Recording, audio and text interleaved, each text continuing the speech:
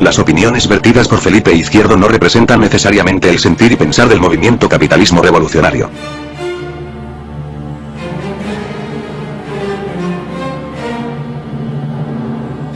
Habíamos quedado en que Lautaro fue finalmente vencido por Francisco Villagrán, que es un gran tipo, Francisco Villagrán, tremendo. Y el Pedro Villagrán era su primo hermano, que era el que estaba a cargo de la ciudad imperial. Acuérdense que habían todas las ciudades que están entre...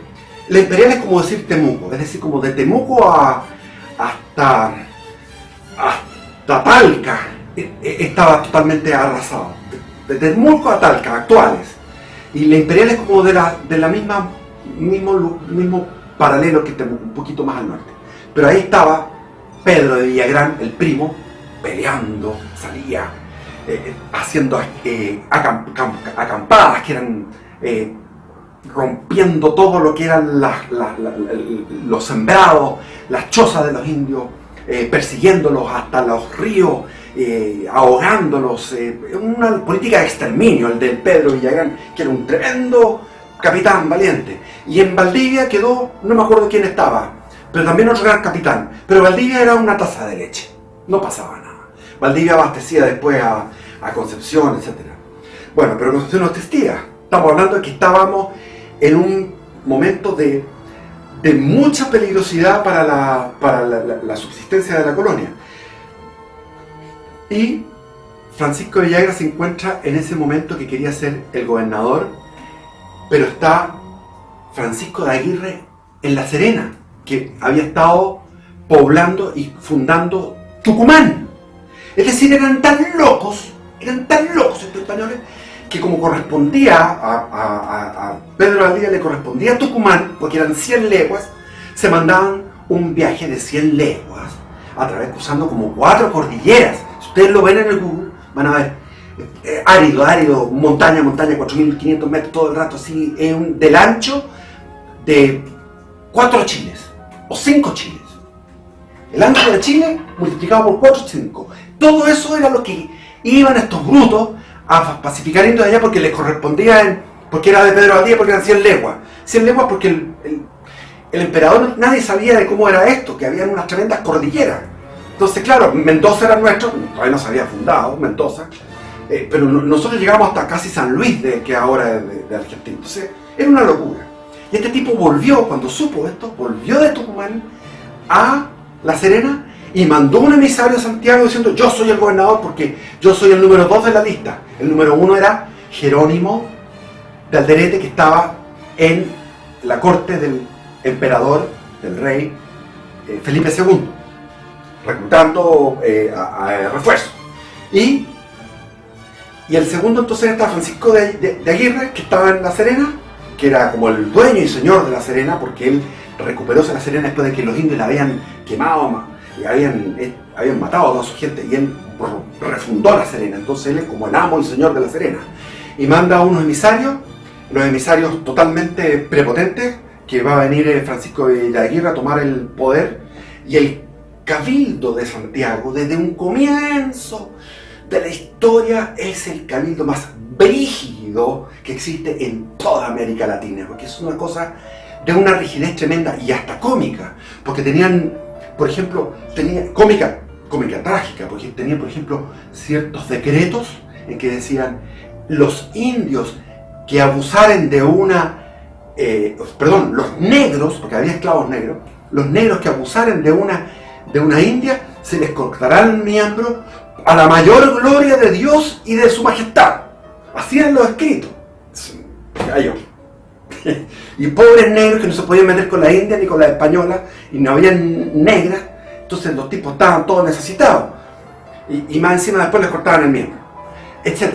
Todo era de una... Entonces habían 2 jurisconsultos o abogados en Santiago, se me olvida el nombre, pero estos 2 van a enfrentar a una tropa de 30 soldados de Francisco de Aguirre, por ahí, por Colina, me imagino, hacia el norte de Santiago, y le dicen: ustedes no van a entrar.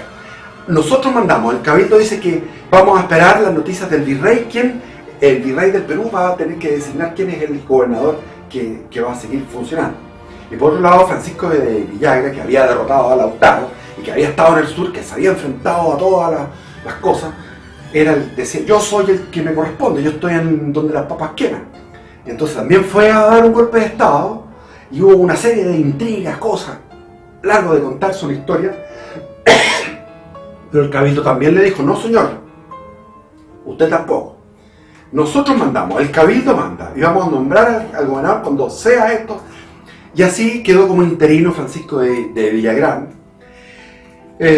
tratando de ir pacificando los indios hacia la zona del Itata, hacia el sur, avanzando. Y esto se supo, todo este desastre, obviamente en la corte en España, y se decidió, mandaron a un virrey, que era un virrey Mendoza, de apellido Mendoza, que es un tipo de mucha alcurnia y de mucha plata, y muy soberbio y muy creído, y este tipo se instaló en el virreinato del Perú, en Lima, y mandó a su hijo, porque le pidió al rey, el rey le dijo sí, y mandó a su hijo a Chile. Y este hijo era don García Hurtado de Mendoza, un cabro de 22 años, soberbio, hijo de papá, el tipo, pero correcto, era un tipo recto y prudente y beato como él solo. Entonces llegó con un montón de curas, llegó con un refuerzo de 500 soldados, que era una tremenda fuerza, nunca había llegado tanto refuerzo a Chile. Llegó con barcos, llegó desde el desierto con más caballos al Valle de Copiapó y de ahí a Santiago.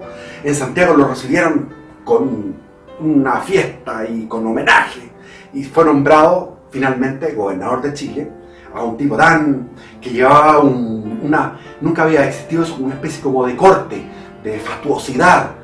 Tenía como guardias, cuando fue hacia los mapuches fue con estandartes, y detrás de los estandartes iban los curas, y los curas iban orando, y detrás iban las tropas.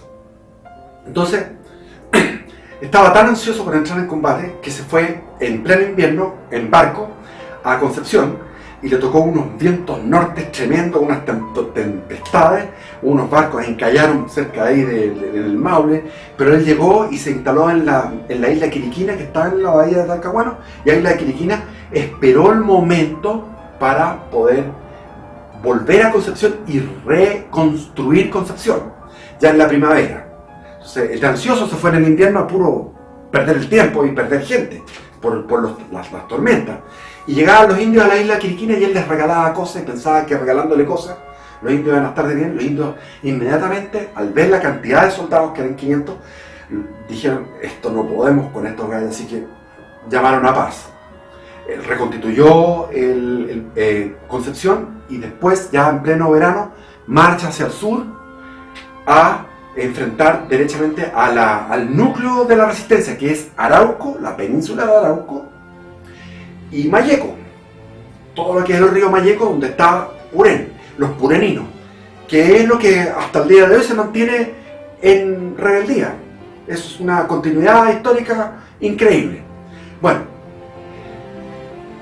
y como era una cantidad de tropas, la primera batalla fue en San Pedro de la Paz, donde están esos lagos. Cuando tú cruzas el Biobío en pleno Concepción, pasas a la comuna de San Pedro, vas a ver unas lagunas, la laguna Yacolén, y hay otra laguna. En ese lugar fue la primera batalla. O sea, los indios no esperaron mucho, los atacaron, y no tenían ningún resultado, porque estos tipos eran un tremendo ejército.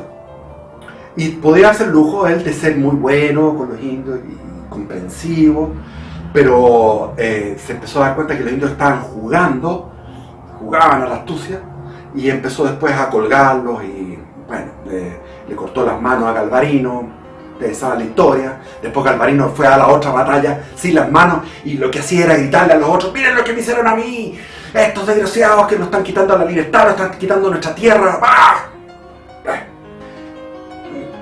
Gastón Suplet, que es un filósofo chileno, un sabio, dice, ¿por qué pelearon tanto los mapuches? Él, como es ecologista, se lo plantea porque cuando uno va al parque Conguillío, cuando uno va al parque de la Piedra del Águila en Nahuelbuta, ve una belleza natural tremenda. Entonces ellos defendían su su tierra, su belleza.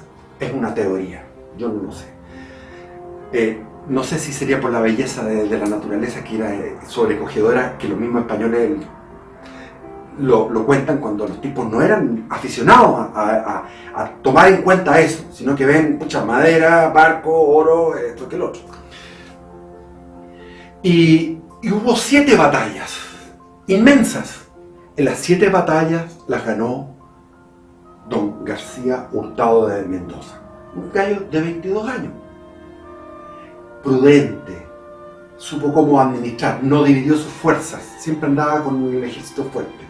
Se enfrentó a Caupolicán, lo tomó prisionero, lo sentó en la pica, lo saló en el empalamiento, que yo encuentro que es lo peor. El empalamiento es lo peor. Está toda la historia esa de Frese que le tiene al hijo, tú estás ahí prisionero, muerto peleando, bueno, no sé, las circunstancias. Valdivia fue tomado prisionero, Caupolicán fue tomado prisionero, Lautaro no, pero a veces uno no queda otra, que el gallo está herido, está inconsciente, no sé. La idea de ellos, la idea del orgullo de los mapuches, ellos vivían para la guerra, gozaban con la guerra, disfrutaban la guerra. Por eso que la hacían tan bien, por eso que tenían siempre movimientos, estaban siempre en pie de guerra. Decían, estamos de paz, los españoles se relajaban. ¿Qué hacían? Iba un destacamento español a reforzar un fuerte a otro, llevaba, por ejemplo, de la Imperial, cuando fueron a reforzar a Arauco, llevaban 1000 chanchitos. Entonces los 1000 chanchitos iban con un destacamento. Cuando pasan por un lugar, caen los indios. Entonces estaban siempre los destacamentos a través de los bosques, esperando el momento apropiado para atacar, porque en el lenguaje mapuche no existe el pelear, existe el pelear-vencer. Pelear y vencer es lo mismo, el mismo sinónimo. Entonces cuando ya están venciendo, viene la dispersión, porque los mapuches van al botín, a las mujeres. ¿Y los españoles qué hacen? Los españoles en ese momento pueden huir. Entonces muchas veces pasó eso, muchas veces estaban los españoles liquidados, o sea, podrían haber desaparecido de Chile, pero como no había un mando centralizado, como no había una nación organizada, era una nación, pero una nación desperdigada, que tenían rivalidades entre ellos, que en las mismas familias no había unión, porque el papá tenía varias mujeres, y esas varias mujeres, los hijos de cada mujer se consideraban distintos a los de la otra mujer, entonces las peleas eran constantes. No había afecto en el hogar. La mujer estaba completamente sometida, no podía mirarlo a la cara. Eso lo dice gente que fue en el siglo XIX, por ejemplo, como México. Estamos hablando de plena República Chilena, que todavía estaban los mapuches funcionando. Entonces, cómo las mujeres se acercaban a los guerreros, tremendo. Y el guerrero podía matar a la mujer y nadie le podía decir nada. Él tenía derecho sobre la vida y la muerte de sus mujeres. Por eso que había muchas veces las mujeres se escapaban. Y también estaba esto del rapto. Cuando no tenías tú las suficientes ovejas o guanacos, qué sé yo, para poder cambiar por la mujer, ibas y te la robabas. Y después podías pagar. Y si te mataran a tu papá, chuta, me mataron a mi viejo. Voy a buscar venganza y si te pagaban con algunas piedras bonitas o algún guanaco, listo, somos amigos. Ya mataste a mi papá, no importa. Y si iba un hombre entre una tribu y otra, caminando de repente desaparecía, ¿qué pasó? Se lo comieron.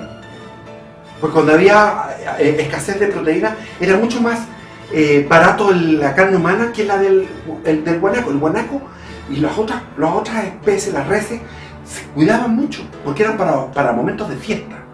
Pero para necesidad inmediata estaba el hombre. Se podía soltar a uno de ellos, y eso está escrito en los cronistas. Y los cronistas no es uno, son varios. En la historia uno no puede irse por un solo que explique las cosas, sino por varios. Ahora, ¿por qué el mapuche de ahora no es así? Bueno, porque el mapuche se fue civilizado de alguna forma. Hubo una permeabilidad en la cual llegó el cristianismo también. Porque en el siglo XIX hubo una catequización muy grande, evangelización, por los padres capuchinos.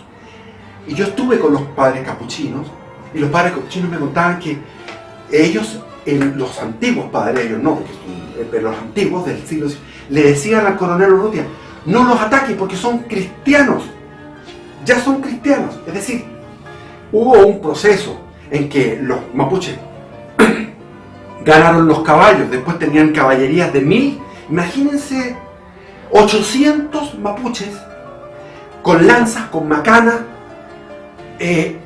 arriba de caballos, o sea 800 jinetes en una carga de caballería. Esas cargas de caballería se hicieron en el siglo XIX contra en la provincia de Buenos Aires.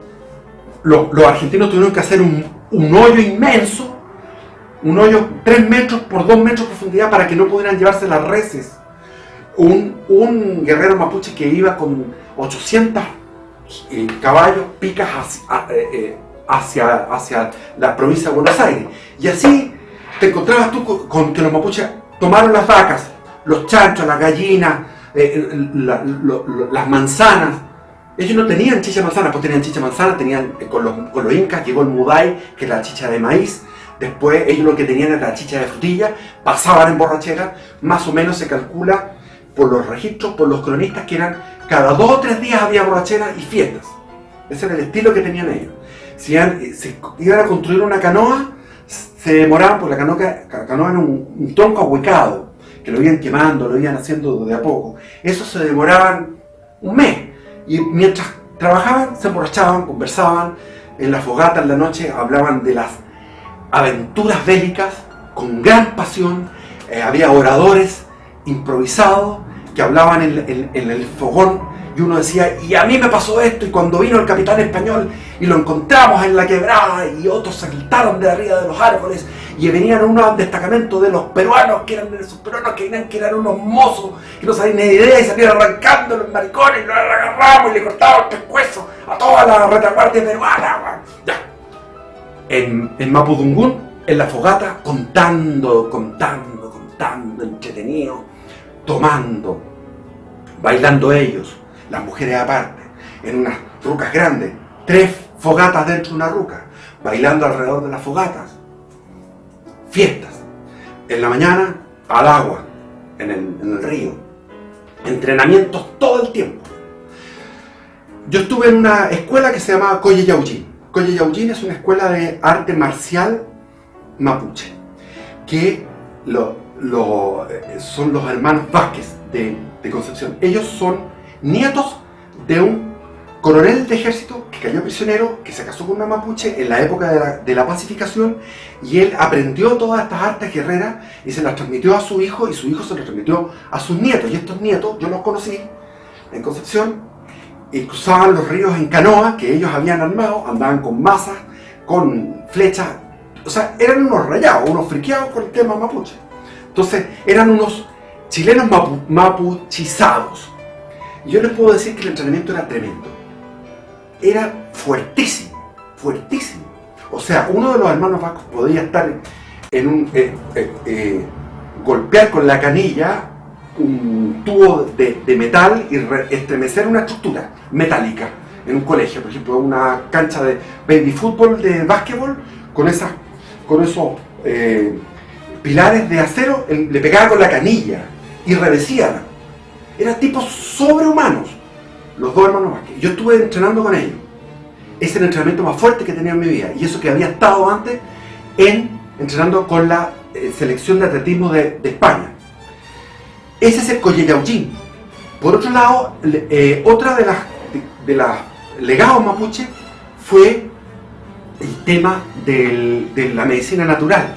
La medicina natural la recogieron los capuchinos y la entregaron a Lesaeta Acharrán, que es una doctrina de la medicina natural que está en todo el mundo. En Chile es muy poco conocido, pero el doctor Lesaeta es un gallo que está desahuciado y que fue a San José de la Mariquina, donde estaban los capuchinos, y el padre Tadeo le dijo, usted no tiene que preocuparse, ha ido a todos los doctores y todos los doctores dicen que está muerto.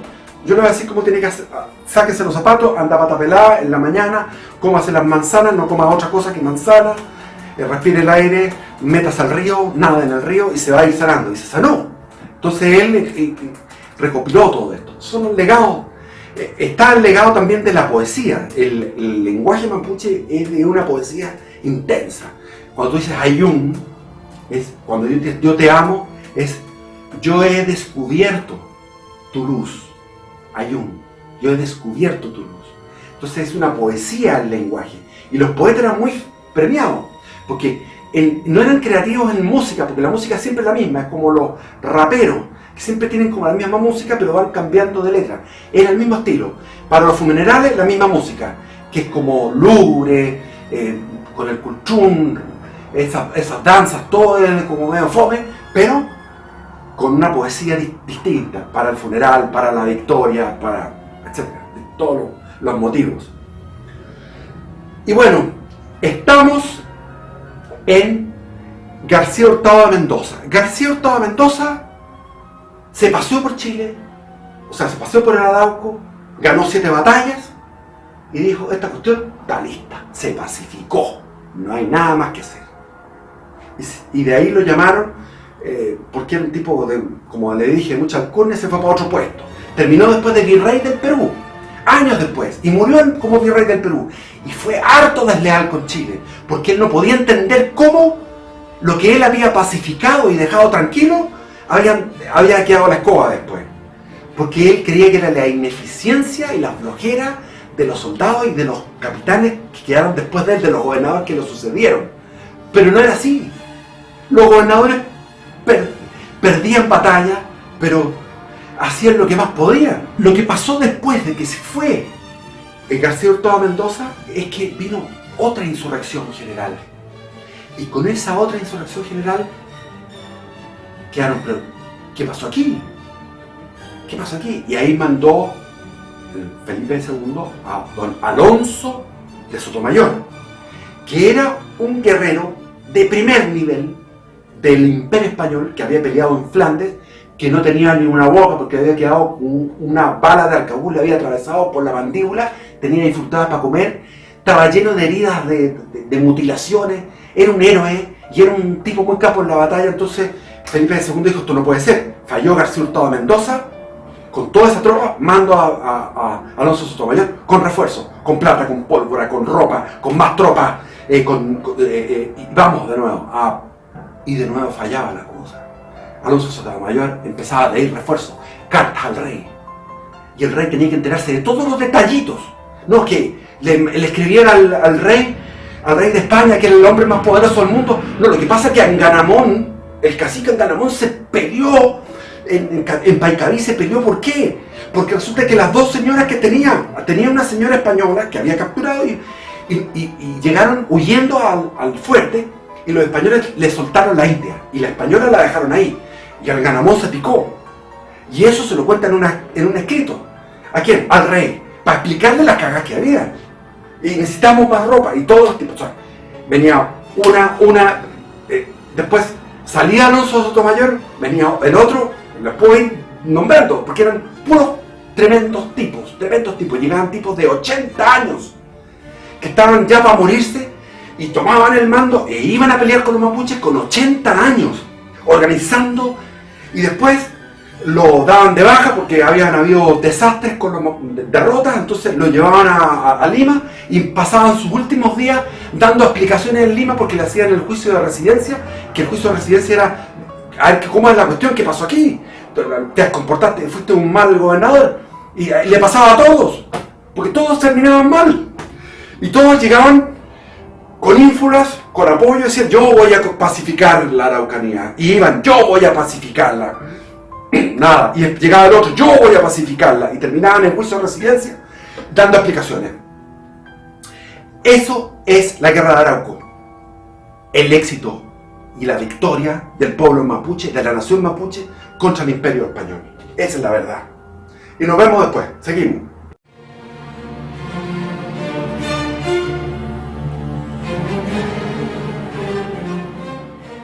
Las opiniones vertidas por Felipe Izquierdo no representan necesariamente el sentir y pensar del movimiento capitalismo revolucionario.